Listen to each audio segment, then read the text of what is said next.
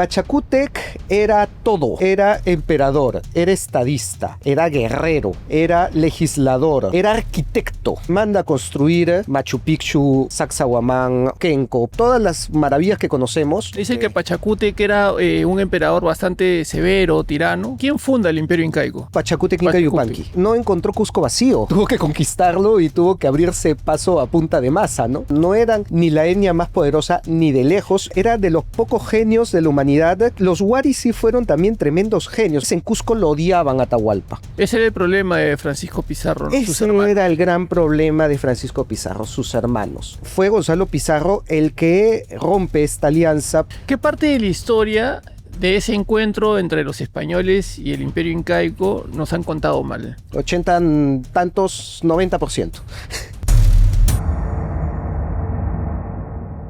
Hola, soy Mario Figueroa y tengo el gusto de presentar a Rafael Aita. Es un ingeniero, historiador y que viene a contarnos de qué manera ha afectado la historia que nos han contado durante toda la vida, el nivel político, nuestra identidad como seres humanos, como personas, como peruanos todos. Bienvenido, Rafael, por estar acá en el podcast. Hola, ¿qué tal? Encantado. Cuéntame, Rafael, ¿cómo llega un ingeniero a ser un historiador? Que ojo, no soy historiador. Ah, ok. No, soy, como bien dice, soy ingeniero. Estoy estudiando actualmente un doctorado en humanidades para poder realizar investigación en historia, pero no tengo la licenciatura en historia, ¿no? Eso es importante recalcarlo. Me dedico a la difusión histórica. Sin embargo, sí es cierto de que es un tema, ya sea de historia, de difusión, es un tema muy alejado de la ingeniería que está más relacionado a los números, ¿no? Y a las ciencias. Sin embargo, yo siempre en paralelo a mi carrera hacía, pues, tenía como hobby, como afición, escribir libros y novelas. Entonces, en realidad yo llego primero a través de la literatura. Algo que ya hago hasta ahora, ¿no? Porque la publicación de novelas la mantengo, la continúo. Pero llego, de hecho, es más, yo comencé escribiendo ciencia ficción. Y fíjate que hasta ahora no he publicado ciencia ficción. Es algo que me encantaría hacer en algún momento. ¿Esto viene del colegio o en la universidad? Desde el colegio. Desde el colegio. Desde el colegio. Yo ya participaba en los concursos de cuentos, de literatura. ¿Y por qué, si estabas tan ligado a las letras, te metes a una carrera de ciencias y números? Por la ciencia ficción. Oh. Por eso, claro. O sea, yo comienzo acercándome al tema de ingeniería, primero a través de la ciencia ficción, que he sido y sigo siendo recontra aficionado a la difusión también científica. De hecho, curioso, mira, esto no lo he mencionado en otros espacios, pero ya que das pie, mi algoritmo me combina, ¿no? O sea, mi algoritmo en el sentido, cuando yo entro a mis cuentas, ya sea de YouTube, ¿no? O ya sea de Instagram, me muestra, digamos, historiadores o videos relacionados a historia, pero por otro lado también me muestra videos de física, de ciencia, ¿no? Los de Santolaya o los de Astrocarla, ¿no? O sea, también sigo a personajes ligados a la ciencia porque desde siempre, es más, y como te digo, en un inicio yo quería publicar ciencia ficción. Y es algo que algún día lo haré, porque ahí mis cuentos de ciencia ficción están durmiendo un largo sueño, te digo un largo sueño, años 2000 más o menos, y yo estoy seguro, vas a ver qué va a pasar, que cuando yo publique un libro de ciencia ficción, no va a faltar el que me diga, pero si tú hacías historia, pero ¿de dónde estás escribiendo ahora sobre ciencia? Y yo dije, así comencé en realidad, ¿no?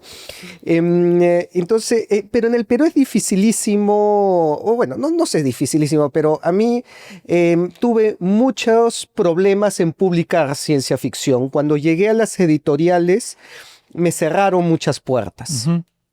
No voy a decir nombres, pero los tengo ahí anotados. Claro. Ahora, cuando yo tuve la oportunidad de leer la biografía de Elon Musk, Elon de pequeño también le encantaba la ciencia ficción, ¿no? Y era una persona que tenía un nivel de imaginación que de chico nadie lo entendía y lo que está construyendo hoy en día era lo que de chico imaginó, Sí. ¿no? Bueno, no sé si tomar como insulto, como halago que me Ajá. compares con Elon Musk, pero mejor dejémoslos en Isaac Asimov. Ya, ok. Asimov es escritor de ciencia ficción y de historia. Ajá. Asimov tiene libros, bueno, la saga de la Fundación, a ver, que de repente es lo mejor que se ha escrito en ciencia ficción, y al mismo tiempo tiene libros sobre el Imperio Romano, ¿no? Ujú. Entonces, diría que ese es un modelo al cual me quiero acercar más que al mismo Elon Musk. Pero bueno, completando lo que habías preguntado, a través de la ciencia, de escribir, en un momento, y esto sí siempre lo menciono, en mi primer viaje a Machu Picchu, descubro la historia. ¿Qué edad tenías? Adolescente, Ya. más o menos entrando a la universidad, saca tu Ajá. cuenta. Y cuando veo Machu Picchu, digo, no, acá hay algo que no me han contado en el colegio. Comienzo a intuir que lo que me habían enseñado en historia del Perú no era completo. Y comienzo a buscar libros sobre los incas, sobre sus construcciones y demás.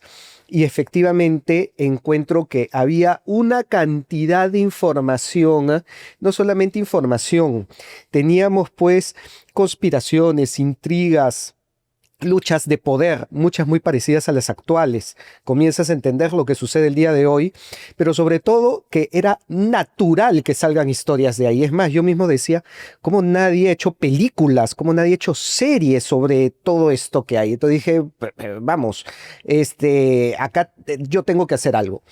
Y es ahí donde comienzo a escribir cuentos y novelas sobre historia, novela histórica. Ujú. Y conforme más escribía, más investigaba y más encontraba, y encontraba más material que no se nos enseña. Hasta que en un punto dije, ok, yo todo esto no lo puedo poner en un libro, no lo puedo poner en un cuento, tengo que comunicarlo de alguna manera. Y ahí es donde nace la idea de Capitán Perú, ¿no? Digo, pues vamos a hablarlo por redes sociales, tomé el escudo de Capitán América, le puse los colores y el escudo del Perú, y dije, bueno, pues a ver, voy a tomar una cámara y voy a comenzar a hablar, a difundir esto que no nos enseña nadie, que no nos dice nadie, a ver si me escucha alguien, pues algo he ¿De ganado. dónde sale esa motivación? Yo diría, sale de la frustración, de la ira, de esa cólera que se siente cuando encuentras que nuestra historia es tan rica y no se da a difundir, y no se conoce, y no se divulga, ¿no? Datos que te cambian la forma de ver y de entender el Perú, pero como no se dicen, estamos en trompos girando alrededor de nuestra cola. Y claro, eso te genera una rabia que sea, ya, mira, ya, aunque no sea, digamos, aunque sea un empírico, esto que está en los libros se tiene que dar a conocer. Y es ahí donde salgo a las redes sociales y comienzo a hablar y comienzo a soltar datos y comienzo a subir información. Cuando uno va a Machu Picchu y tú lo mencionas y encuentras las ruinas, para muchos las ruinas es una fortaleza que viene de años, pero sin embargo parece ser que es una obra del imperio incaico y el imperio es un imperio, o sea, que no tiene muchos años, digamos, como otras culturas.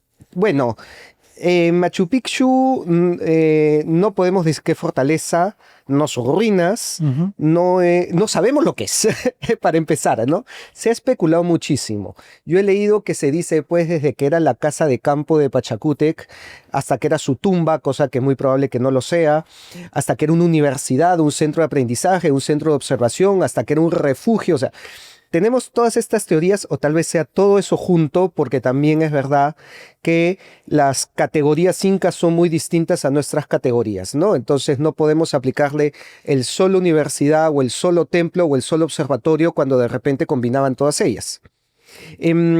Pero sí es cierto que se desarrolló en muy poco tiempo.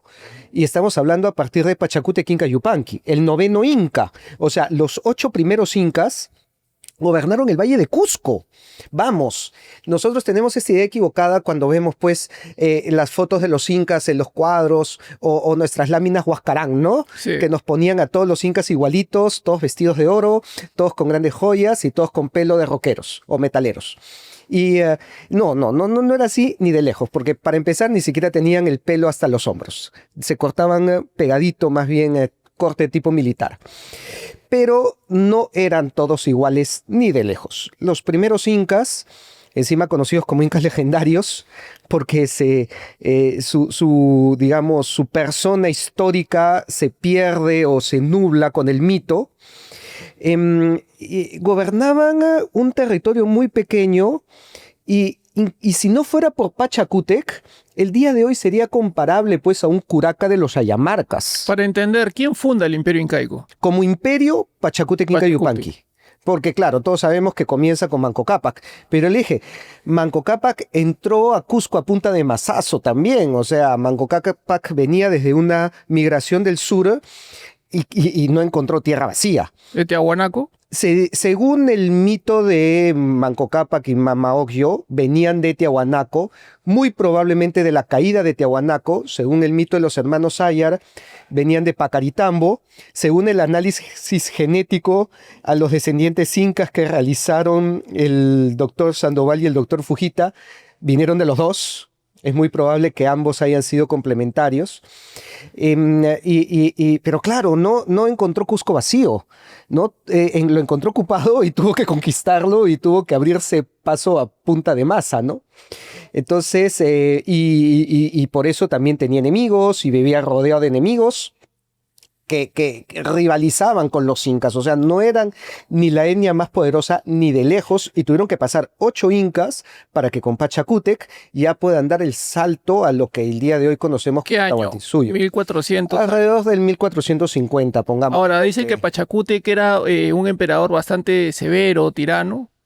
Pachacútec era todo. Pachacútec era emperador, era estadista, era guerrero, era legislador, era arquitecto, porque él no solamente manda a construir Machu Picchu, el Coricancha, Sacsayhuamán, Ollantaytampo, Kenco, Pucabucará, todas las maravillas que conocemos. En los caminos, ¿no? El camino inca, el Capañán, no solamente los construye, los manda a construir Pachacútec, él los diseña. Porque, ojo, los incas tenían maquetas, eso ya lo sabemos. Impresionante. Y según las crónicas, el pasatiempo de Pachacútec era hacer maquetas de sus construcciones. Y también nos dice que, por ejemplo, cuando reconstruye el Coricancha, traza con cuerda él mismo lo que iba a ser el Coricancha y la nueva distribución del nuevo Cusco, ¿no? Entonces, el sujeto era todo. El sujeto era de los pocos genios de la humanidad que combinan aspectos intelectuales, guerreros, estadísticas, incluso poéticos, porque hasta el día de hoy nos han llegado las oraciones y los poemas que Pachacútec le hacía a Huiracocha. Ahora, dentro de eso sí, pues era severo, pero por supuesto que era severo. A ver, el sujeto también se tuvo que abrir paso en contra de toda la adversidad, en medio de una guerra donde lo abandona su padre para que lo maten, así que no la pasó fácil tampoco. Claro. Y tuvo que lucharla y obviamente eso templó su carácter. Ahora, Pachacútec fue un gran conquistador porque fue extendiendo, digamos, el imperio desde Ecuador, Chile. No llegó Pachacútec a Ecuador ni Chile. Pachacútec llega hasta Chincha, llega hasta el Collao, llega hasta Arequipa y más o menos hasta la zona de los Huancas.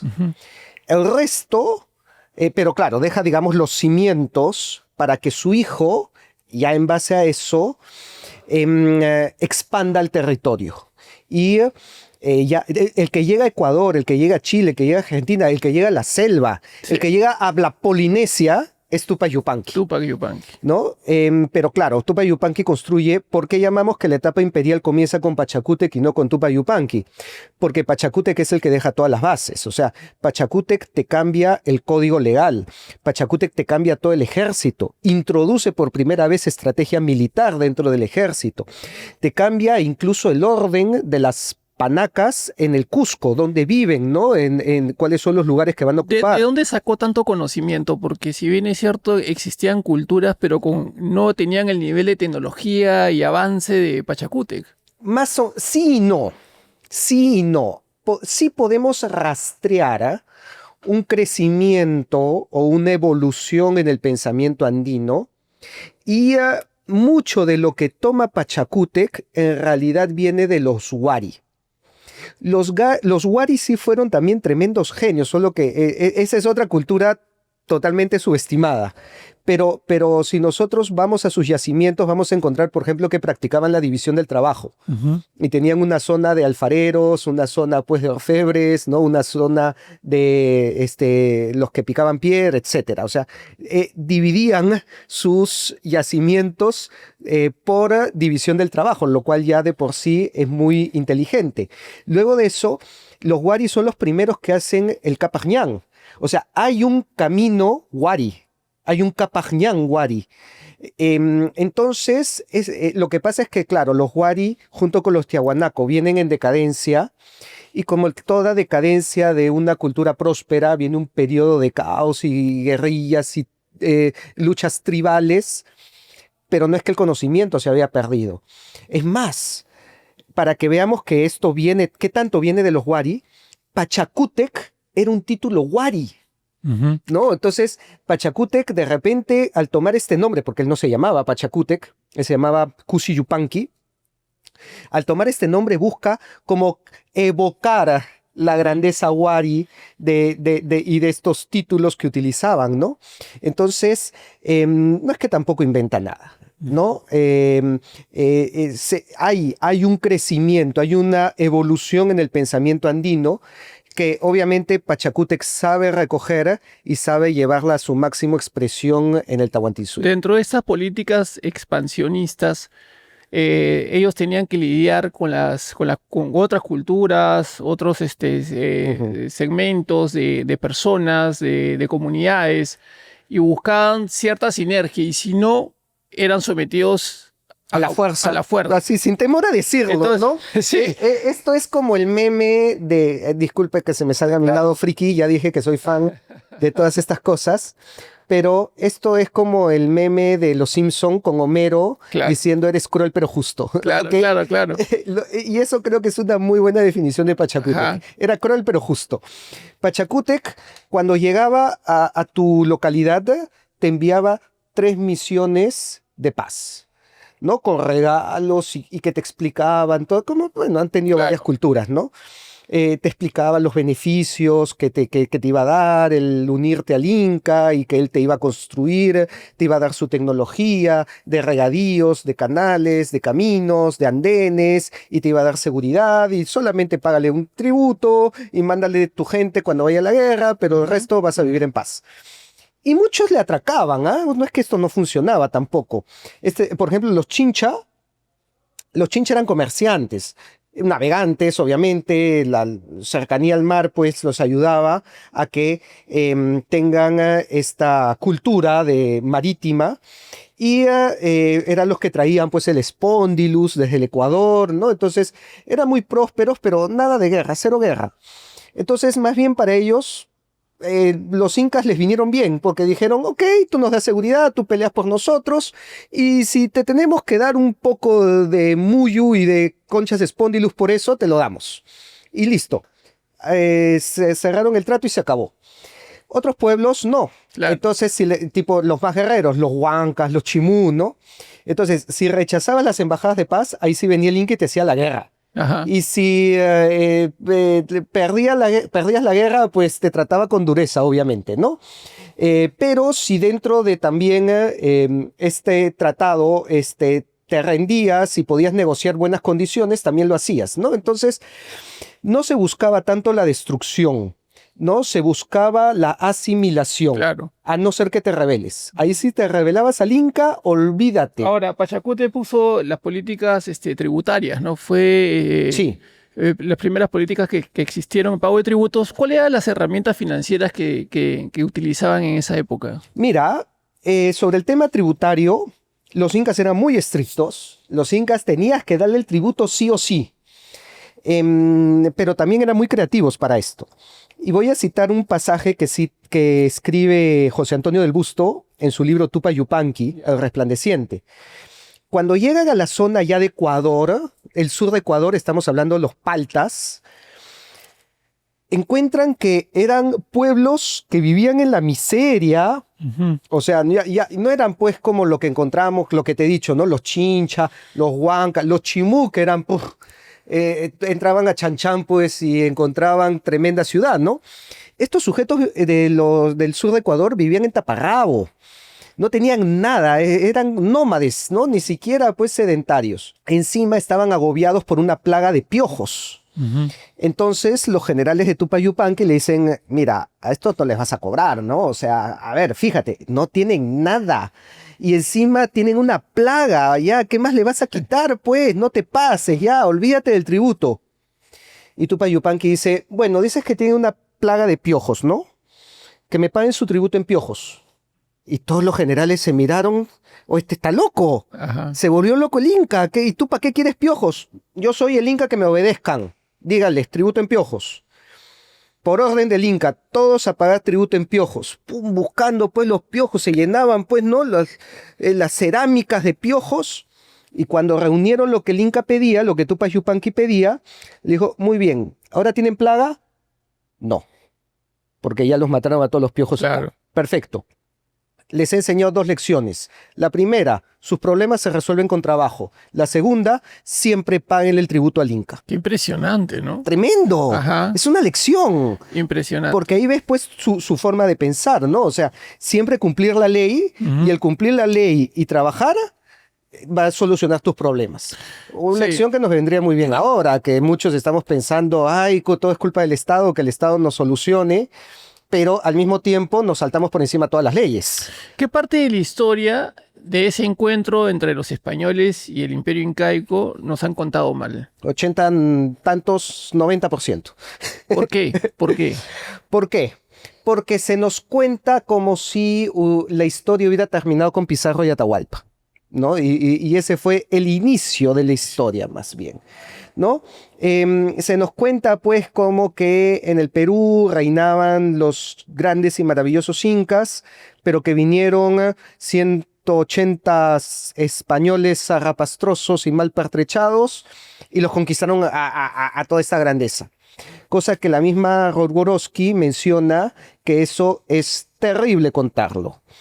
De hecho, es una herida para la autoestima nacional, Sí, por supuesto. y que las palabras de Rodgorowski nos acompleja, ¿no? Entonces yo no lo podría decir mejor que ella. Y de hecho que no fue así tampoco. ¿Por qué? Porque para empezar, Atahualpa estaba en guerra con Cusco. Y una guerra crudísima. No nos imaginamos qué tan terrible y qué tanto desangramiento fue en esa guerra. Entonces en Cusco lo odiaban a Atahualpa. En Cusco vieron la muerte de Atahualpa como un acto de justicia divina. Por eso tú ves que cuando Pizarro entra a Cusco, no tiene que librar ninguna guerra. De hecho, lo reciben las panacas, ¿no? De la mano de Manco Inca. Sí. Y por lo tanto, lo que te das cuenta es que por encima de la fuerza primaron las alianzas. Entonces, es más, el mismo Atahualpa buscaba aliarse con los españoles porque él le tenía más miedo a Huáscar que al mismo Pizarro. Entonces veía cómo juntarse con Pizarro. Una prueba de esto es que le entrega a su hermana como esposa. Pero Atahualpa ya no lo tenía controlado a su hermano en el norte. O sea, Claro, no en el norte, en el sur. en el sur. A ver, es que aquí también te das cuenta cómo la historia sucede en el momento justo. Ajá. Si Pizarro llegaba un poquito antes o un poquito después, no la contaba. Y esto no es exageración, esto lo dice Pedro Pizarro cuando escribe él mismo en sus crónicas: si hubiéramos llegado en las épocas de Huayna Cápac, nunca hubiéramos entrado a estas tierras. Cosa que pasó con un portugués también, que le sucedió precisamente esto. Llega por la zona del Paraguay, se encuentra con los guaraníes y le dice: oye, ¿están hartos del Inca? Sí, ya. ¿Y qué tal si nos sublevamos y le hacemos la guerra al Inca? Ya. Y juntó 5.000 guaraníes y se fue por el Collasuyo, con la mala suerte que era la época de Huayna Cápac. Y a Huayna Cápac le dijeron: oye, que hay una rebelión por ahí, ya, mátelos a todos. y nos lo borraron de la historia a este portugués con su rebelión. Y Pizarro hubiera terminado igual, si no fuera porque llegó justo en el momento en que sus generales, o sea, los generales de Atahualpa, habían entrado a Cusco, habían tomado Cusco, habían capturado a Huáscar, pero Atahualpa no había llegado.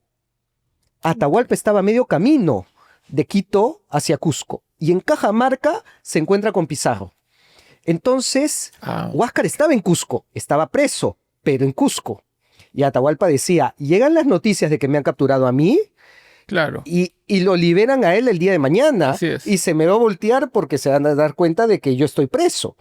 Entonces, él desde Cajamarca manda a matar a Huáscar en Cusco. Bueno, primero manda que lo traigan y luego a mitad de camino se arrepiente y dice que lo maten. Y lo ahogan en un río y se lo lleva el río al cuerpo de Huáscar, ¿no? Entonces, Atahualpa estaba más pensando en Huáscar que en Pizarro. Claro. Y por lo tanto, lo mismo sucedía en Cusco. En Cusco pensaban más en Atahualpa y en los generales y en el ejército de Atahualpa que los mismos españoles. La prueba de esto es que después de la muerte de Atahualpa y cuando Manco Inca se alía con Pizarro y asume como el siguiente Inca, los 2 primeros años, ¿qué se encargó? ¿De controlar a los españoles? No, de desbaratar el ejército de Atahualpa. ¿Por qué lo mataron a Atahualpa? Porque se dieron cuenta que al morir Huáscar, él era el Inca, ya no había división en el poder y su siguiente paso era matarlos a ellos. Era una cuestión de matar o morir. Y eso también lo escribe José Antonio del Busto en su biografía de Francisco Pizarro, en donde menciona la conversación que hubo entre Pizarro y Atahualpa, en que Atahualpa le dice, oye, estoy escuchando de tus hombres que me quieren matar. Y Pizarro dice, y yo estoy escuchando que tú me quieres matar. Sí. ¿No? Entonces el otro dice, bueno, yo no te mato si tú no me matas. Y Pizarro dice, está bien, si tú no me quieres matar, yo tampoco te mato, y quedamos ahí. Y esto lo aprovecha otro personaje que termina siendo clave en la historia, el famoso Felipillo. El traductor. El traductor, porque Felipillo lo odiaba a Atahualpa. El día de hoy tenemos a Felipillo como sinónimo de traidor, ¿no? Ah, este es un Felipillo, este traiciona, ¿no?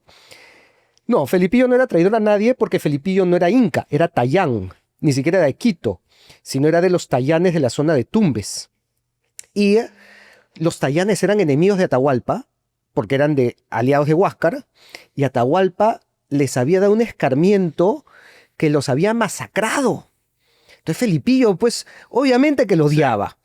Y cuando se entera de que Pizarro no iba a matar a Atahualpa si Atahualpa no lo mataba o no mandaba a matar a Pizarro, comienza a correr la idea y decirles, Atahualpa está juntando un ejército en las montañas para matar a todos los españoles. Claro. Y es ahí donde dicen, no, antes que nos mate, lo matamos nosotros. ¿Los españoles estuvieron solos o apoyados por otras culturas que buscaban su libertad? Estuvieron apoyados por los chachapoyas, estuvieron apoyados por los huancas, estuvieron apoyados por los tarmas, estuvieron apoyados por los huaylas.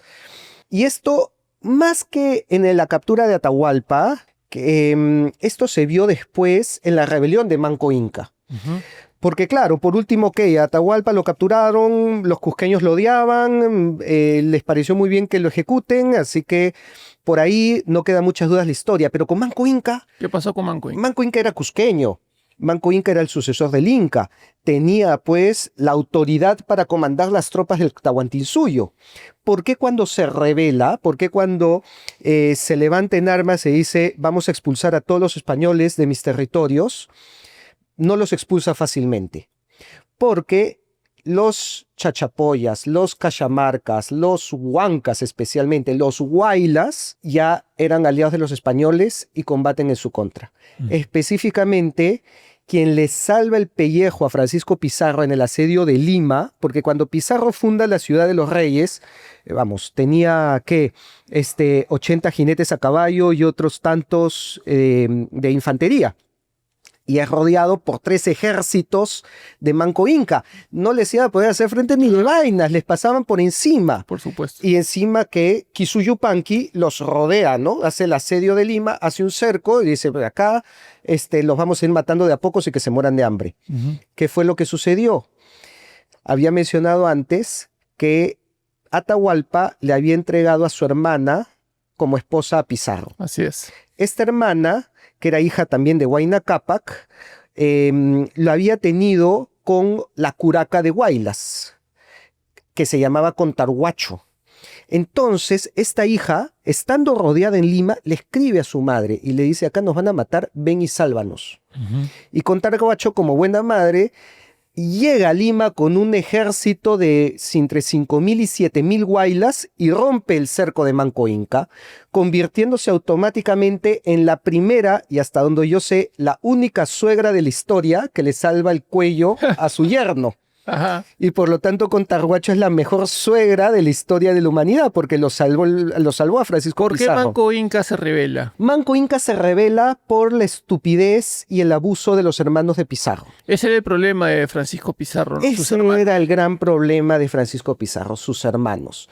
Si bien Pizarro tuvo mucho olfato político y mucha astucia para entablar alianzas, primero con Atahualpa, luego con Toparpa, luego con Manco Inca, cuando todo andaba bien en Cusco, hasta que Pizarro, Francisco, sale de Cusco, viaja a Lima para fundar la ciudad de los Reyes y deja a cargo de Cusco a su hermano Gonzalo. Y Gonzalo fue el abusivo que lo encarceló a Manco Inca siendo su aliado, lo encadenó, lo humilló y encima le quitó a la mujer. O sea, cosa que obviamente cualquier hombre le tocas el 8 y le va a querer reventar el alma. Entonces fue Gonzalo Pizarro el que rompe esta alianza por su ineptitud, por su estupidez, por su matonería, cosa que lo reconocería después el mismo Felipe II. Porque cuando toda esta noticia llega a oídos de Felipe II, le escribe una carta a Manco Inca diciendo, habiendo sido informado de los abusos de mis súbditos en vuestra contra, yo os ruego que te pongas a encargo de Blasco Núñez de Vela, que os dará un buen tratamiento. Entonces, ¿por qué? Porque en realidad lo que pasó es... No podemos decir que fueron españoles contra incas o españoles contra indígenas, porque existían varios bandos. Y el bando de los conquistadores primero se terminó dividiendo en dos, porque ahí fue donde los pizarristas entraron en guerra con los almagristas y se terminaron matando entre ellos. Y cuando la corona llega a poner orden de todo el desmadre que estos señores están armando en el Perú, se le terminan sublevando a la corona, a su propio rey.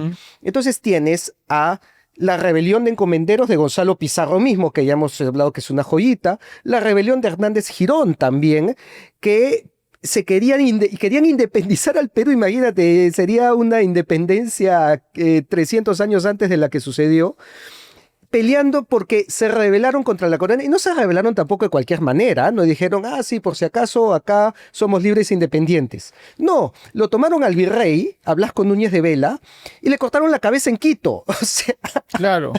Cortarle la cabeza pues al virrey es delito de lesa majestad, es rebelión abierta, ¿no? Entonces la corona se termina peleando y termina haciendo guerras en contra de estos propios conquistadores. ¿Y quiénes los apoyan en las guerras a la corona? Los naturales del Perú, los mismos cusqueños, incas como Alonso Tito Atauchi, los huancas, que estaban hartos también del abuso de estos conquistadores, y se dieron cuenta que la corona les quería poner freno a los conquistadores. Entonces, cuando a mí me dicen, mira, acá hay un bando español y un bando de los incas, yo pregunto, si tú tienes un español como Hernández Girón, que se rebela en contra del rey de España y le terminan haciendo la guerra a Alonso Tito Atauchi, que era un inca que peleaba a favor del rey de España, ¿cuál de los dos es el bando español y cuál es el bando inca? Es que hasta ahora nadie me ha explicado eso, hasta ahora nadie me dice cómo en ese contexto que sucedió durante la rebelión de Hernández Girón y que encima fue dibujada por Felipe Guamán Poma de Ayala, y tenemos a Guamán Poma dibujando a los huancas llevando amarrados del cuello a los españoles, solo que esos huancas peleaban a favor del rey. ¿Cuál es ahí el bando español? ¿Cuál es el bando inca? O sea, tú en síntesis se generó un ecosistema de convivencia, digamos, entre los españoles, los incas y lógicamente en el transcurrir del tiempo hubieron ciertos grupos con esa energía de independizarse, ¿no? De conquistar ellos mismos a su forma, a su manera. Pero lo que nosotros tenemos como historia es que durante todo ese tiempo los españoles fueron abusivos, ¿no? Le quitaron los derechos, la libertad a los pobres incas, Y los ¿no? pobres incas que fueron humillados y mancillados Exacto. como Atahualpa. Y no fue así. Y nada más lejos de la realidad, porque más bien a ver, y acá voy a citar a Ramón Mujica Pinilla. La conquista del Perú se hizo más por pactos que por la fuerza. La corona hizo alianzas con los curacas y con los incas para hacerle la guerra a estos españoles, a estos conquistadores que terminaron siendo doblegados por la coalición hispano-inca. Y por lo tanto ahí es donde se arma ya lo que fueron los reinos del Perú como un pacto, como una alianza, en donde parte de esa alianza fue que la corona española le daba a los curacas y a los incas escudos de armas, títulos nobiliarios, y les mantenían su poder, ¿no? Entonces, claro, ante la versión pues del ay pobrecito inca que fue Así es. humillado por los españoles, tú tienes todos los documentos, los títulos, los escudos y los cuadros donde aparecen los descendientes incas vestidos como nobles, estudiando en el Colegio de Nobles de San Francisco de Borja de Cusco, que hablaban español, quechua y Sí. latín, que montaban a caballo, que les gustaba la música clásica y la música barroca, que construían iglesias Y eran nobles, pues claro. porque eran que además se pudrían en plata porque tenían encima todo el comercio de plata con Potosí. O sea, vivían incluso con más poder que antes, con más poder que en la época incaica. Y por lo tanto esa versión pues de que los vinieron y los ¿Y por qué sometieron, seguimos interpretando esa parte de la historia con derrota y no como una herencia? porque la metodología y el análisis histórico que está primando el día de hoy, no necesariamente en la investigación, pero en la enseñanza y en la difusión, es basado en una dialéctica de enfrentamientos. Una dialéctica de enfrentamientos que tiene su nacimiento en el siglo XIX, tiene su auge durante el siglo XX con José Carlos Mariátegui, y posteriormente con la filosofía de la liberación de Enrique Dussel. Pueden buscar los autores para que me crean y no me digan, no, pero que estas son ideas de Capitán Perú, que quiere defender a los españoles. No, acá estamos defendiendo la historia del Perú más bien. Y por lo tanto, busquen estos autores, busquen sus libros y van a ver que el análisis histórico que hacen es en base a una dialéctica de opuestos, opresor oprimido, conquistador conquistado, dominador dominado. Y por lo tanto, si tú toda la historia y toda la narrativa la lees en base a estructuras de poder, de dominación y dominados, de alguna u otra manera te vas a saltear todas estas alianzas, todos estos pactos, y siempre vas a llegar a la lucha, al enfrentamiento y a las estructuras de opresión, a las estructuras de dominación, obviamente asociadas con los españoles y los dominados asociados con los andinos, los indígenas o los naturales. ¿Y qué patrones, como parte de esa historia, vivimos hoy en día en nuestro presente?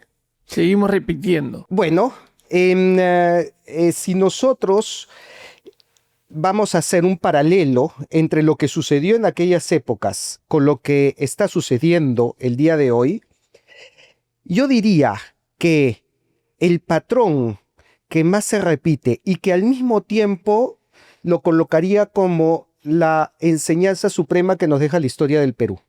Y es, cuando estamos divididos y enfrentados, nos caemos. Lo acabamos de decir con el Imperio Inca. ¿Por qué cayó el Imperio Inca? Por la lucha entre Huáscar y Atahualpa. ¿Por qué perdimos la Guerra del Pacífico? Por las luchas internas entre Piérola, Prado, Cáceres, Iglesias.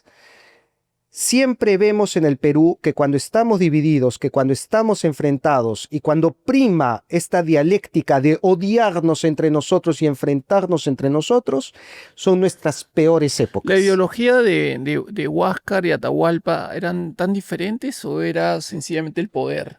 ¿Quieres que te cuente toda la historia? ¿Hay tiempo? Como decirte acá, se habla pues izquierda, derecha, centro izquierda, centro derecha, o sea, tantos Bueno, a ver, matices. Huáscar y Atahualpa no eran ni izquierda ni derecha, Claro. ¿no? Pero si te cuento toda la historia, tú me dirás quién tuvo la razón. Huayna Cápac está agonizando. Se está muriendo. No sabemos de qué. No sabemos si de viruela, no sabemos si lo envenenaron. Es un misterio Joven. joven, así es. Pero está muriendo y por lo tanto le preguntan, nombra un sucesor. Y él dice, Ninan Koyuchi. Sí. Van a buscar a Ninan Koyuchi y también ha muerto. Y cuando regresan donde Huayna Cápac a preguntarle, elige a otro, Huayna Cápac también ya había muerto. Vacío de poder. Esos vacíos de poder ya habían existido, no era una novedad. No es que, como había vacío de poder y vinieron dos hermanos y se pelearon. Más larga la cosa. Cuando había ese vacío de poder, decidía el Capac Camachic, el Consejo de Cusco. El Consejo de las Panacas se reunió y dijeron, ok, elegimos a Huáscar. Huáscar era el nuevo Inca, pero creo que fue el único que no se la creyó. Por ahí de repente, por culpa de unos hermanos que ante esta elección se les sublevó, ni recuerdo el nombre porque no pasó a la historia, porque fue una rebelión apagada rápidamente. Y de hecho la rebelión no fue importante. Lo importante fue que dinamitó una paranoia en Huáscar. Huáscar no se sentía inca, no se sentía con la autoridad y por lo tanto se peleó con las Panacas, también por una cuestión de expansión. Ya a Huáscar ya no se podía expandir más y las Panacas le pedían que se expanda. Estaba en una tensión interna y por lo tanto Huáscar manda a todos sus hermanos ir a Cusco y rendirle juramento de lealtad. Esto ya lo habían hecho otros incas anteriores. Y el resultado también no era muy bueno. Esto lo hizo Capac Yupanqui, si la memoria no me falla. Capac Yupanqui asumió en una situación parecida, llamó a todos sus hermanos, dijo, hágame un juramento de lealtad, y los que no lo hicieron les cortó la cabeza ahí mismo. Creo que quedó solamente uno que dijo, ya, si tú no me haces el juramento, ¿lo haces o no lo haces? No, sí, yo lo hago. Entonces, Atahualpa estaba en una coyuntura. Atahualpa decía, a ver, si me quedo en Quito, desconozco al Inca y soy un rebelde, pero si voy a Cusco, voy a perder la cabeza de mis hombros, entonces yo quiero mantenerla ahí. Y sus consejeros, yo creo que muy prudentemente le dijeron, no vayas, pero envíale regalos. Y Atahualpa le envía regalos, o sea, Atahualpa reconoce la autoridad de Huáscar. Lo reconoce como Inca, dice, sí, mira, tú eres Inca, acá te mando los regalos. ¿Sabes qué hace Huáscar? Decapita a los embajadores y devuelve la cabeza de los embajadores junto con ropa de mujer y maquillaje. ¿Qué le está diciendo ahí? Claro. No te estás portando como hombre. A ver, si eres hombre, ven acá, ¿no? Atahualpa, que parece que le podías decir cualquier cosa menos enviarle maquillaje de mujer, dijo, hasta acá quedó el asunto, me rebelo. ¿Quién tuvo la culpa ahí? ¿No? O sea, muchos le echan la culpa. No, pero ¿cómo es posible que Atahualpa se rebeló? Pero yo creo que Huáscar también actuó de la peor manera posible. Claro. No tuvo ningún tipo de tacto político, cosa que se lo dice su madre. Pero creo que lo pinta de cuerpo entero, ¿no? Sí. Los matices en personalidad de uno con otro. Sí, ¿no? Sí. Aquí... Más tirano que otra cosa. Está el famoso dicho, hombres fuertes traen buenos tiempos, claro. Buenos tiempos traen hombres débiles traen malos tiempos, ¿no? Estamos contrastando hombres fuertes como Pachacútec y Tupac Yupanqui. Con Huayna Cápac ya comenzó a tambalear la cosa y tú ves que Huáscar no estuvo para nada a la altura de las circunstancias y por eso cuando los generales de Atahualpa lo capturan a Huáscar y entran a la plaza de Cusco con Huáscar amarrado por una soga, se le acerca a su madre y como buena madre latinoamericana lo agarra a cachetadones y le dice todo lo que le pase a nuestra familia de ahora en adelante será tu culpa, porque él había metido la pata. Claro. Él había embarrado.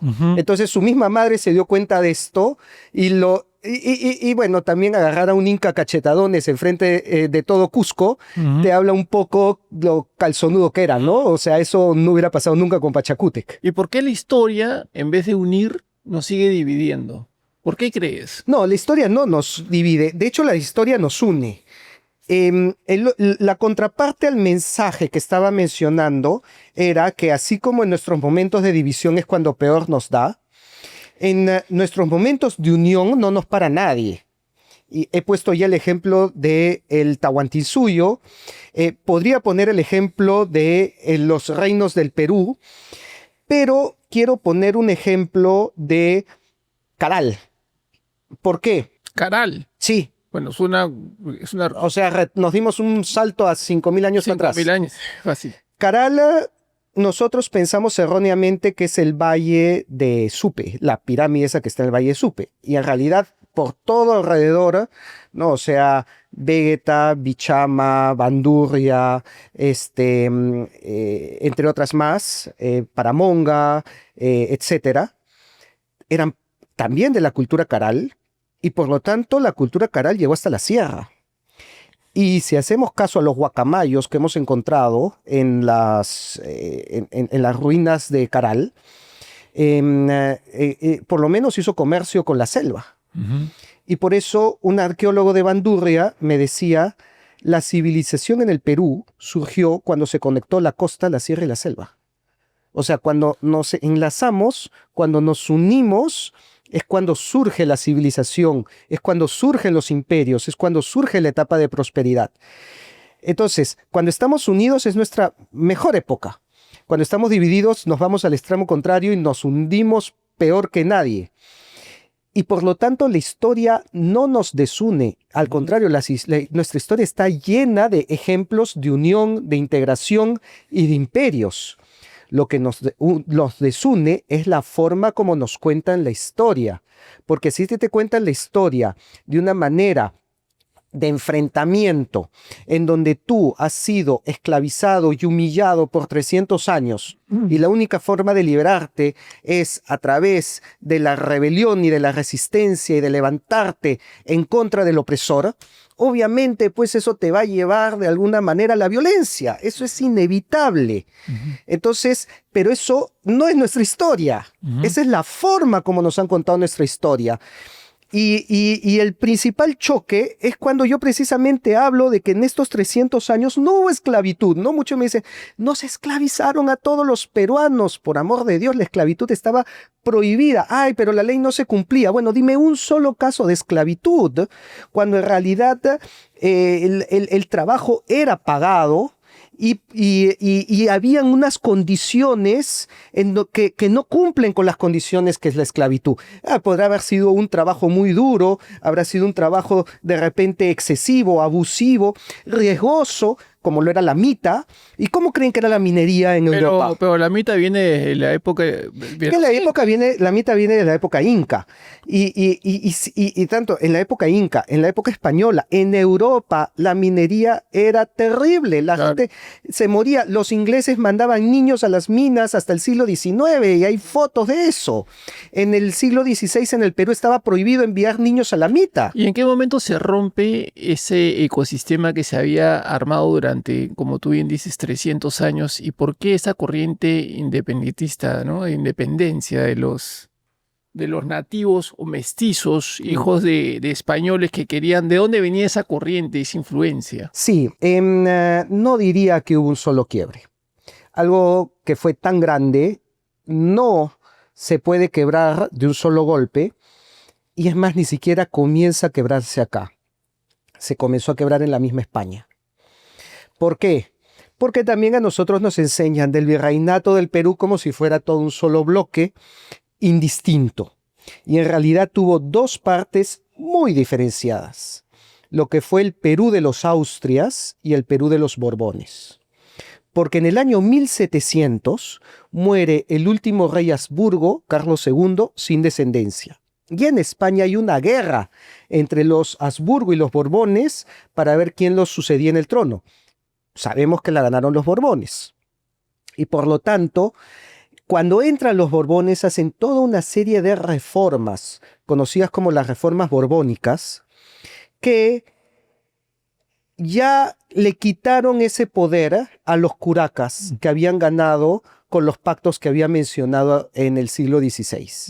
Entonces, si para los años 1500 digamos, entre 1535 y 1572, se forjaron toda una serie de alianzas que duraron hasta el 1700. Pone 1717 que comienzan a llegar las reformas borbónicas al Perú. El poder se comienza a centralizar en Lima. Los curacas empiezan a perder poder. La plata peruana de Potosí pasa al Río de la Plata y por lo tanto se corta las cadenas de suministro entre Potosí y Cusco. Y había dicho que este negocio lo tenían los curacas. Entonces, y encima les expulsaron a sus formadores, a los que les enseñaban, a los que tenían los colegios y las universidades, que eran los jesuitas. O sea, todos estos curacas y panacas fueron formados por jesuitas. Y encima, ¡pum!, se los expulsaron, les cerraron todo esto y les colmaron la paciencia. Lo sabemos porque hay memoriales de los mismos curacas que le escribían al rey de España.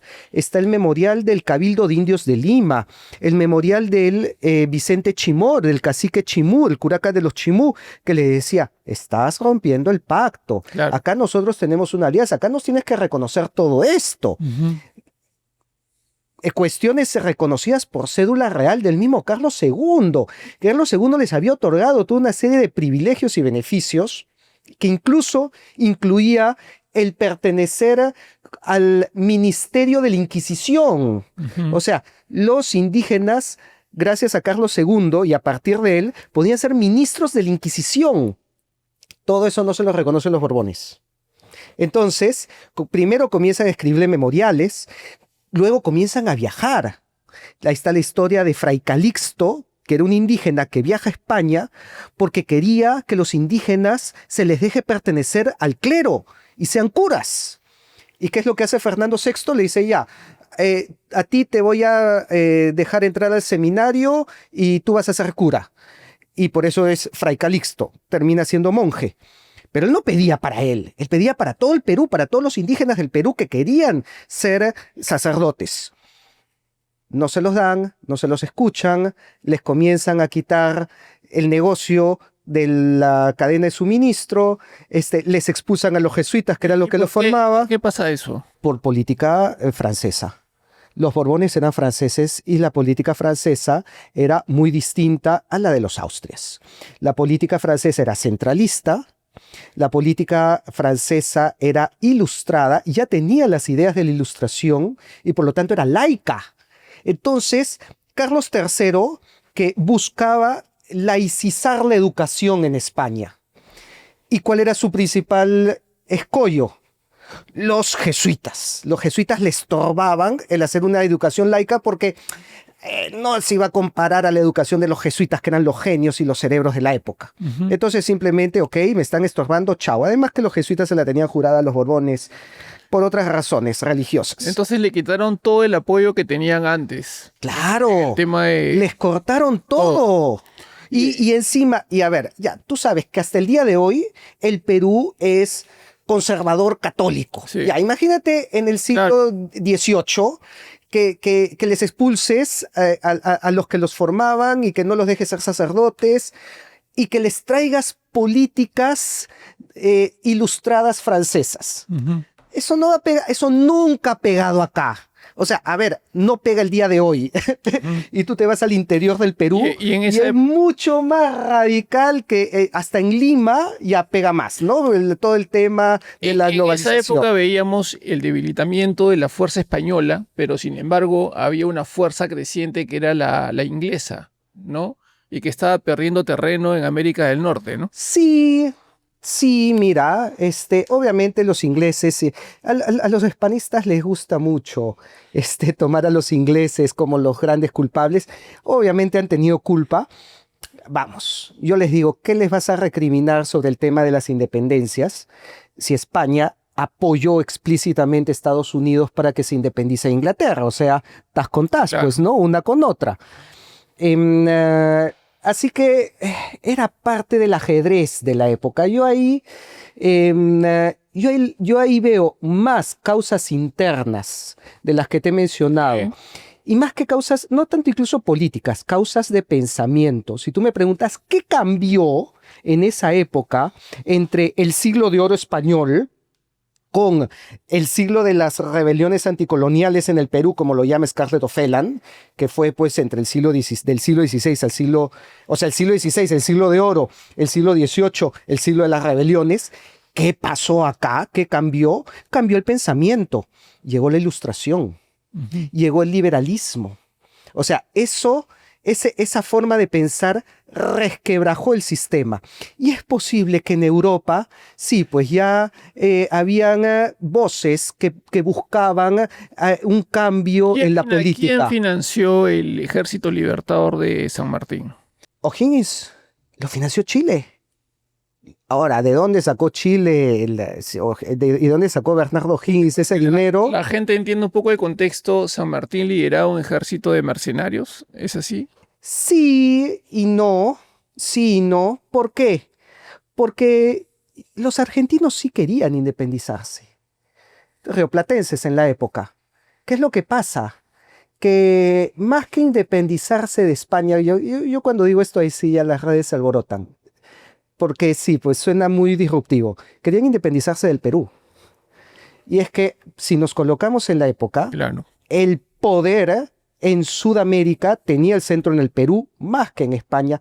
España estaba en sus propios líos. España estaba siendo invadida por Napoleón. Entonces estaban en sus propias guerras. Claro.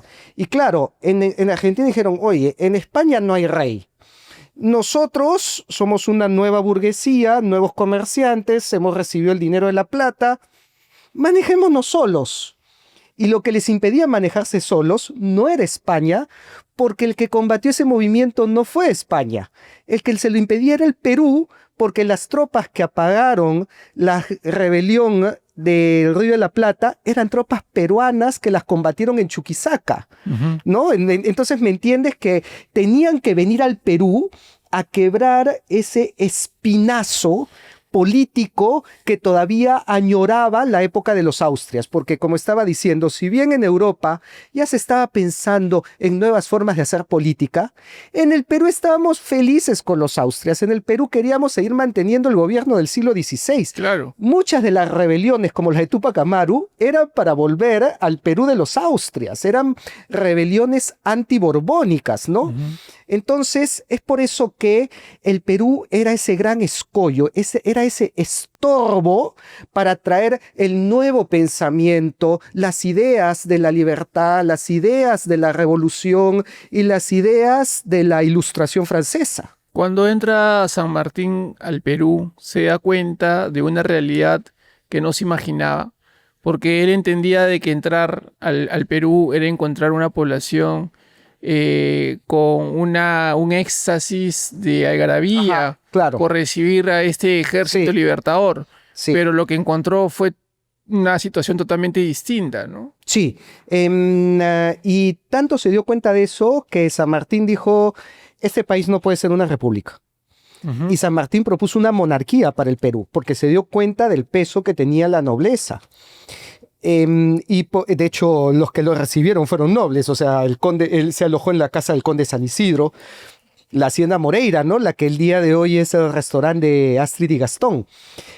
Saludos a mi amiga Astrid para que visiten su restaurante, que tiene tremenda historia. Ahí estuvo durmiendo San Martín en las épocas del conde de San Isidro, ¿no? Entonces ahí se dio cuenta y dice, oye, acá esto no va a funcionar, la república. Estos están acostumbrados a un gobierno vertical, a una nobleza, a una jerarquía, a una élite. Y todo esto se discute en la Sociedad Patriótica de Lima, en donde se ve el futuro del Perú, y quien más bien abogaba por la República era Faustino Sánchez Carrión, el solitario de Sayán, ¿no? ¿Y quién era Sánchez Carrión? El ministro de Bolívar. Y es por eso que realmente la República se impone en el Perú con la presencia de Bolívar. Bolívar es el que termina ya instalando el sistema republicano, porque hasta la época de Bolívar los nobles seguían actuando. Es Bolívar el que le quita los títulos nobiliarios y le quita sus tierras, les expropia todas las tierras a las panacas incaicas y las deja en el anonimato hasta el día de hoy. Pero hasta 1825 el alferazgo real del Inca se seguía reuniendo en Cusco. Eso lo acabas Bolívar, ni siquiera San Martín. En esa situación, ¿cuál era el rol que cumplía Bolívar? En Venezuela estaba independizando Venezuela, Colombia también. ¿Y qué lo atrae venir al Perú? O sea, Tenía que venir al Perú. San Martín, Sí. ¿cuál fue la petición, la solicitud? ¿Fue dinero? ¿Cuáles son los intereses económicos también No, para pero a ver, ojo, quien llama a Bolívar al Perú es el Congreso de la República. La gente que tanto quiere a nuestro Congreso, ahí tiene otro motivo más Ya. para quererlo. Ajá. El que llama, a ver, siendo sinceros, así ya, sincerándonos en todo, ni a favor, ni en contra, ni blanqueando nada, San Martín no llama a Bolívar. No llama, porque en esa historia es como que si él estuviera, ¿no? Que estuviera, Contactando- "Oye, ven", Sí, que, claro. sí, que estaba como que ven, Ajá. que ayúdeme, pero formalmente lo llama el Congreso de la República, hace una invitación, formar a Bolívar para que venga al Perú. ¿Y por qué lo hace también? Porque estamos hablando de la época en donde el Perú estaba a un borde de una guerra civil. Para empezar, cuando se va San Martín, deja una junta de gobierno. Y dice, ok, ustedes van a ser gobernados por una junta militar. Duró poquísimo tiempo porque le hicieron el primer golpe de Estado de nuestra historia republicana. El motín de Balconcillo se tumba a la junta y dice, no, nosotros no queremos una junta, nombra un presidente. Y el Congreso lo nombra a José de la Riva Agüero. José de la Riva Agüero pierde todas las batallas en contra del ejército realista que seguía en el Perú y seguía, pues, en todo el sur del Perú era realista. Y perdió todas las batallas, entonces el Congreso le dice, mira, ¿sabes qué? Oh, curiosidad, el Congreso se pelea con el Ejecutivo y el Congreso vacó al presidente. ¿Te suena? Creo que ¿No? Lo mismo. ¿No? El Congreso vacó al presidente. Y creo que esto es más difícil explicárselo a extranjeros que a peruanos. El Congreso vaca al presidente, no importa en qué momento lo leas, es verdad, ¿no? Lo vacó a Ribagüero y obviamente Ribagüero desconoce al Congreso, se va a Trujillo y hace un gobierno paralelo con sus amigos de Trujillo como su Congreso. Y el Congreso nombra al segundo presidente del Perú, Bernardo de Torre Tagle. Ujú. Y Ribagüero dice, no, este gobierno no es legítimo, yo soy el verdadero presidente. Y se comienzan a pelear entre los dos, al punto que Ribagüero comienza a negociar con Canterac y con los españoles para decirles, oye, ¿y si nosotros hacemos un gobierno en conjunto y nos deshacemos de Lima? Increíble. Claro. Ya, a ver ese Sí. espíritu de la independencia, de estar coqueteando con los españoles, porque mi enemigo común es Lima. Cosa que se escucha bastante también el día de hoy, ¿no? Así es. Entonces, el Congreso de Lima, al ver que Ribagüero se iba a liar con los españoles en su contra, y dicen, ¿qué pasó acá, no? Ajá. Dicen, acá tenemos que tomar una medida radical y tomaron un remedio que fue peor que la enfermedad. Lo llamaron a Bolívar. Le dijeron, ok, Bolívar, esto es un descalabro, acá nos vamos a pelear entre nosotros. Ven, te damos poderes plenipotenciarios, tú te encargas todo, y el Congreso se autodisolvió y dijo, nosotros nos vamos a nuestra casa, besitos, besitos, chau, chau, hasta que nos llames de nuevo. Y le entregaron el Perú en las manos de Bolívar. ¿Y qué pasó con San Martín ahí? Ya se había alargado, ¿Y por qué? porque no cuajaba su proyecto político, no cuajaba la monarquía, no se consolidaba lo que él decía. Entonces el video dijo, yo acá no tengo ya nada que hacer, no me hacen caso, no me escuchan, el proyecto que yo tengo para ellos ha sido rechazado. ¿Cuál era el proyecto de él? Mandó una misión a Europa a buscar un rey para el Perú. Ah, nos quería dejar un rey. ¡Claro! La misión García Parocien se fue a Europa para buscar, porque San Martín quería que el Perú fuera monarquía y mandó a García y Parocien, era su médico, si no me falla la memoria, uno de ellos, a que busquen en Europa un rey para el Perú. Entre los candidatos estaba un duque de Parma, si no me falla la memoria, y Leopoldo Sajonia-Coburgo, Ujú. que obviamente salió San Martín, el proyecto se cayó, entonces le ofrecieron otra monarquía. y se convirtió en Leopoldo I, el rey de Bélgica, el primer rey de Bélgica. Increíble. ¿Tú estás de acuerdo con que nosotros sintamos que los españoles nos deben unas disculpas y por todo lo que sucedió en la historia o en una historia que ha sido matizada, sesgada, ¿no? Y nos han educado, como tú bien dices, con un sesgo cultural que no ha sido realmente el que fue, ¿no? Lo que dice López Obrador, ¿no? España debe darnos una Sí, disculpa claro. cuando López Obrador es apellido español y él es el nieto de un español que llegó a México, ¿no? Exactamente. Mira, yo no creo que sea el adecuado para responder a esa pregunta, creo que ya todos conocen mi respuesta. Así que yo le trasladé esa pregunta a un descendiente inca. O sea, a uno de estos señores. ¿Has conocido a...?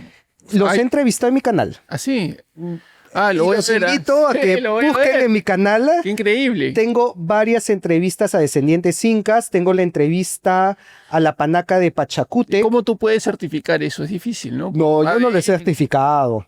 El que lo ha certificado ha sido un historiador holandés, Ronald Edward, que escribe un libro, Los Incas Republicanos, donde reconstruye los árboles genealógicos para llegar hasta los incas de hoy. Ya lo dije, no había que retroceder mucho tampoco, no había que retroceder al 1500. 1825 ya teníamos toda la información. Entonces reconstruye hasta llegar al día de hoy, encuentra esos descendientes el día de hoy y les hacen el análisis de ADN que he mencionado, que encuentra parentesco entre ellos que se remonta a la época incaica, ¿no? Entonces, en base a esto se escribe un artículo que está publicado en internet sobre el ADN ancestral a los descendientes incas. Pueden leer el artículo que se los va a explicar mucho mejor que yo. Y se detecta a estas personas, ¿no? Entonces, todos ellos reconstruyen este alferazgo real que había disuelto Bolívar y 200 años después se reorganiza en Cusco. El actual alférez real es mi amigo José Chihuantito, que le mando un gran saludo. Él es de la panaca Atayupanqui, si recuerdo bien, la panaca de Pachacútec. Pero he entrevistado a otros más, a Germán Isla Tizoc, a Yosel Canto, que fue el primer alférez real. Y precisamente a él yo le pregunté, ¿no? Cuando salió esta noticia de López Obrador, sí, claro. yo le envié un mensaje por WhatsApp y le dije, oye, ¿tú qué opinas? ¿Tienen que pedirte disculpas a los españoles? Me mandó un audio que lo he reproducido en mis videos también, así que búsquenlo. Ya. Pero es un audio que dice, yo no le diría a España que nos pida disculpas por la conquista, pero yo sí le diría a los Borbones que nos tienen que pedir disculpas a nosotros, las panacas incaicas, por dejarnos solos peleando hasta 1830 a favor de España. Tremendo. Claro. Fuertísimo, porque es la verdad. Muy profundo. Es la verdad. El Perú peleó a favor del rey hasta el final. O sea, eso demuestra de que no es tan cierto que nosotros hemos vivido sometidos, ¿no? Vamos. Bajo la fuerza española Vamos. ante la libertad del Inca, ¿no? El 99% del ejército realista eran surandinos, eran cusqueños, arequipeños, ayacuchanos, puneños, altoperuanos, que peleaban a favor del rey porque eran realistas, porque lo habían sido desde la época del Inca y de repente desde antes, y por todas estas características que te he dicho, eran conservadores, creían en la autoridad vertical, lo siguen creyendo hasta hoy. O sea, mi teoría es que cuando a un pueblo que es monárquico le quita su rey, se vuelve caudillista. Ya, tú te das cuenta que el día de hoy en el Perú aparece un caudillo, aparece alguien que va a decir, yo voy a poner orden con mano dura y recibe todos los aplausos. Sí. Ya. Ahora, ¿tú te imaginas con un rey? Claro.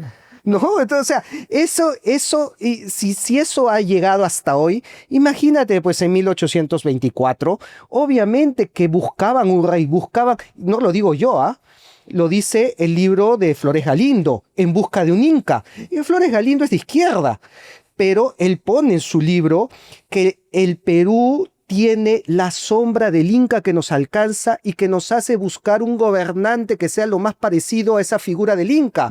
Y si no es un rey, porque en su momento fue un rey, vamos, las panacas al rey de España lo llamaban con el título de Inca. Claro. Y ahí está el cuadro en el Beaterio de Copacabana, dedicado a Carlos II, rey de España, donde lo llaman nuestro poderosísimo Inca Carlos II, emperador de América, ¿no? Entonces, al rey de España lo llamaban con el título de Inca. Entonces, si le quitas el rey, va a buscar la figura más parecida a ese Inca, que va a ser pues un caudillo, va a ser un militar, va a ser el que ofrezca la mano dura, gobernar con cetro, con mano fuerte, con cetro de hierro. Y de repente la mejor muestra de eso fue el mismo Pedro Castillo, que cuando toma el mando en Ayacucho, lo hace teniendo un cetro en la mano, un barayoc. ¡Qué más realista! A ver, ¿por dónde Marx dijo que se tiene que tener un barayoc, que tiene que tener un cetro real para establecer sus teorías? Y es por eso digo, en el Perú hasta los comunistas son monárquicos, porque añoran al Inca, usan los símbolos del Inca, el barayoc. Toledo se ponía una cinta en la cabeza y decía que él era Pachacútec. Eso todavía pega, todavía llama el día de hoy. Ahora, obviamente que en 1824 esa figura la ocupaba el rey, y así se explica que el sur del Perú peleaba a favor de una corona en contra de los colombianos, de los venezolanos, de los argentinos, de los chilenos que decían, pero ¿qué le pasa a estos locos? Hay que hacer república, hay que traer las ideas de la libertad, de la ilustración, pero eso decían, eso, democracia, libertad, ¿eso con qué se come? Yo obedezco al rey porque para mí es mi Inca. ¿Tú qué piensas hoy en día, esta coyuntura política que vivimos, respecto a la historia, ¿no? ¿Tú crees que lo que estamos viviendo hoy es el claro reflejo de lo que hemos vivido atrás? Siempre es lo que hemos vivido hoy, es el reflejo. A ver, ¿de dónde sale la izquierda, la derecha, el centro? Era lo que... ¿De dónde sale? Excelente pregunta. Buenísimo, porque también tiene su explicación en la historia. El primer momento donde aparece la izquierda y la derecha es en la Asamblea Nacional Francesa, donde se estaba discutiendo el veto al rey. O sea, cuando surgen, por lo menos como términos políticos, izquierda y derecha, es cuando los que se sentaban a la derecha eran los que estaban en contra del veto al rey y los que se sentaban a la izquierda estaban a favor del veto al rey. Y por lo tanto, desde entonces relacionamos a la derecha con lo conservador, el orden, ¿no? El establishment, y a la izquierda con el cambio, la revolución, digamos, la revolución de las estructuras, el romper las estructuras tradicionales. Pero la verdad es que esa derecha el día de hoy no existe. Vamos, ¿qué derecha el día de hoy te defiende una monarquía, te defiende una corona? Te defiende pues una figura real, te defiende la unión de la iglesia y el Estado. Nadie. Y los que estaban a la izquierda eran los jacobinos y los girondinos. Y los girondinos era la izquierda moderada. La izquierda liberal, vamos a llamarlo ahora. La izquierda que decía, no, pero esto se puede cambiar de a poco, vamos a poner unas reformas, viva la libertad, carajo. Y los jacobinos eran la izquierda radical que decían, acá esto se soluciona cortándole la cabeza al rey. El día de hoy, al desaparecer esa derecha monárquica y religiosa, conservadora, lo que queda como derecha es la izquierda, lo que en esa época era la izquierda liberal. Entonces, claro, los liberales te dicen que el día de hoy, yo soy la nueva derecha. Sí. ¿No? Yo soy la nueva derecha y tú ves pues que es una derecha muy pegada al liberalismo, a lo republicano, a la separación de la iglesia y el Estado, pero se venden como derecha. Y claro, la izquierda quedó como la izquierda jacobina. No son derecha, o por lo menos no nacieron como derecha. Entonces el día de hoy, lo que es la derecha no existe. Porque la verdadera derecha es realista. Buscaría una monarquía, buscaría una restitución de la corona en unión con la iglesia. Eso ¿qué político te lo propone el día de hoy? A ver, dígame qué candidato me está proponiendo sobre la mesa restituir la Mascaipacha, poner un Inca católico, restituir la corona del Inca, para sorprenderme que yo no lo he visto en mi vida ni en los 200 años de república, ¿no? Entonces, lo que tenemos el día de hoy en realidad es una pugna entre una izquierda moderada y una izquierda más radical, ¿no? Entre girondinos y jacobinos, entre republicanos capitalistas y republicanos socialistas. ¿Y esta situación de fractura, de desunión, se vivía también en esa época? Pero era más controlada por la monarquía Pero por supuesto que se vivía y se vivió en la misma España, porque al rey de España, Fernando VII, en 1820, mira, coincidiendo con la época que llega San Martín, le hace un golpe los liberales. Un militar llamado Rafael de Riego le hace un golpe a Fernando VII obligándolo a jurar sobre una constitución liberal. Y se inaugura un periodo de 3 años que se llama el Trienio Liberal. Entre 1820 y 1823, vamos, las épocas nos suenan porque es en el periodo en que en el Perú se dio la independencia y tiene plena lógica porque en el Perú ya no se sabía a quién defender. Porque si en el Perú el rey estaba sometido por un golpe de Estado, ¿y acá tú qué estás haciendo? ¿A quién estás defendiendo? ¿No? Entonces es por eso que el mismo ejército realista entró en guerra civil. Y otra vez, los enfrentamientos, porque se nos dice que la Serna estaba en Cusco y que Sucre lo vence en la batalla de Ayacucho, pero lo que no te dice es que la Serna tuvo un enfrentamiento con un general realista, Olañeta, que se le levanta en el Alto Perú, y el ejército realista entra en guerra civil entre los realistas fernandistas, que estaban a favor de una monarquía absoluta, y los realistas liberales que estaban a favor de la Constitución de Cádiz, y se pelearon entre ellos. Y ahí es donde se cayó también el virreinato del Perú. Tú que haces tan buena reflexión respecto a la historia, ¿cómo ves tú las proyecciones y el futuro de nuestro país? Tremendas. Uy, estamos en la época que podríamos entrar a una nueva época dorada.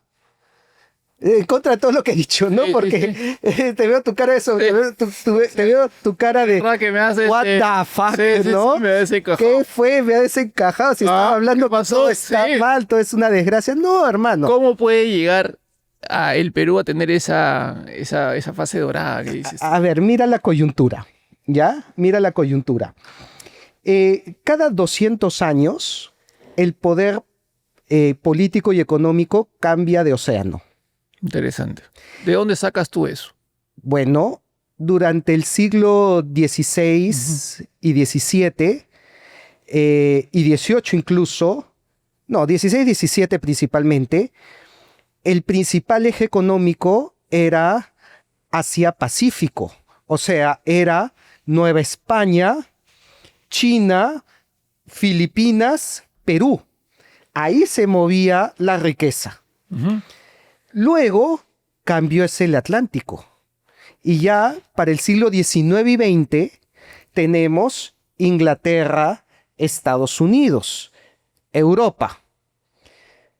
Pues ya toca que regrese al Asia-Pacífico. Y otra vez el poder político y económico se está desplazando hacia China, Japón, Corea, Malasia, Singapur. Son las potencias emergentes, son el futuro. Europa, Estados Unidos muestran todos los síntomas de decadencia de todos los imperios desde Babilonia y pasando por Grecia y por el Imperio Romano. Exactamente los mismos síntomas, las bajas tasas de natalidad, la corrupción, los enfrentamientos internos, el decaimiento de la moral, o sea, todo lo que vimos en Roma lo estamos viendo ahora en Europa y en Estados Unidos. ¿Y qué es lo que vemos? ¿Quiénes se presentan sólidos? China, Japón, Corea son los fuertes. Y eso va a continuar esa tendencia porque son los que están invirtiendo más en infraestructura tecnológica, son los que van a manejar las inteligencias artificiales. El mundo cibernético ya no pueden competir ya. Se ha quedado demasiado lejos Estados Unidos como para competir tecnológicamente con estas potencias. Y ¿quiénes son los aliados naturales del Asia para entrar a Occidente? Sí, por supuesto. La costa pacífica. Claro. Y de la costa pacífica, Perú. Perú tiene pues una posición clave geográficamente y estratégicamente para hacer la conexión con el El Atlántico. puerto de Chancay es una realidad. Y ahí está justamente. Entonces, lo que se ve que se viene para el Perú es maravilloso, es asombroso, si sabemos aprovecharlo, ¿no? O sea, si no, otra vez no metemos las patas y nos comenzamos a pelear, pero ya estamos teniendo nuestra época de pelea. Ya estamos teniendo nuestra época turbulenta donde nos jalamos de las mechas, nos peleamos, Claro. nos hundimos, nos vamos hasta el fondo y cuando ya no podemos tocar más fondo, decimos, oye, ya, hay que dejarse de vainas, hay que salir para adelante. El problema es que no lo vemos. Ujú. Yo veo que lo están viendo más hacia afuera. Nuestros vecinos están sorprendidos con Perú. No solamente nuestros vecinos. Yo acabo de estar hace 15 días en España y todo el mundo me pregunta qué está pasando en el Perú. O sea, lo que no se explican porque lo que se ve a nuestro alrededor, nosotros seguimos estables. También tenemos turbulencia política, cambiamos, movemos un presidente, otro, y la moneda se mantiene estable y no hay inflación. Y afuera dice, pero ¿qué están haciendo? ¿Cómo lo hacen? ¿Cuál Claro. es el secreto, no? Es impresionante, son impresionante. 7 presidentes en 10 años y la economía crece, ¿no? No como quisiéramos, pero crece, o sea, no estamos de caída. Y me dice, ¿cuál es su forma? Le digo, mira, el Perú se maneja ahorita en piloto automático. Cuando los políticos duermen, el Perú crece. Y mientras que no nos pongan trabas y no nos pongan un estorbo ahí, pues seguiremos. ¿Por qué como peruanos nos falta unión? ¿Por qué entre nosotros nos denigramos, nos discriminamos? ¿Por qué dicen algunos? Porque Perú tiene pues un sinfín de razas y un montón de temas étnicos Sí. que juegan en contra de su identidad. Hay una diversidad étnica en el Perú que es una fuerza divergente, ¿no? Y regionalizante. Un aymara va a tender más a sentirse más aymara que peruano. Y de repente puede ser lo mismo con un quechua, con un huanca, e incluso con las regiones que en Arequipa se sienten más arequipeños que peruanos, y así, ¿no? Y ahora, si encima les metemos etnias que no compartimos el idioma, la lengua, las costumbres, las tradiciones, ¿no? Chipivos, machillengas, ayánicas, pues ya, tú dices, oye, ¿qué nos une como peruanos? Y la verdad es que en el Perú existen unas 40 naciones. Y eso significa que nosotros bien pudimos ser 40 países distintos, Impresionante. como Centroamérica tal vez, ¿no? Claro. Y no tendríamos estos problemas. Porque si tuvieras la nación, la República Aymara, la República Quechua, la República Huanca, y tendrías 40 países en el Perú, nadie se estaría preguntando, oye, ¿por qué nos discriminamos entre nosotros? Porque cada uno tendría su propio país con su propia identidad bien marcada. Ujú. La cuestión es por qué no lo somos. Y para responder esta pregunta, regresamos al inicio. No lo somos por Pachacútec Inca Yupanqui. Él fue el primero que a toda esta diversidad y toda esta multiculturalidad las unió bajo lo que conocemos como el Tahuantinsuyo y que después se convertiría en el Perú. Ahora, esta unidad vino también por una causa.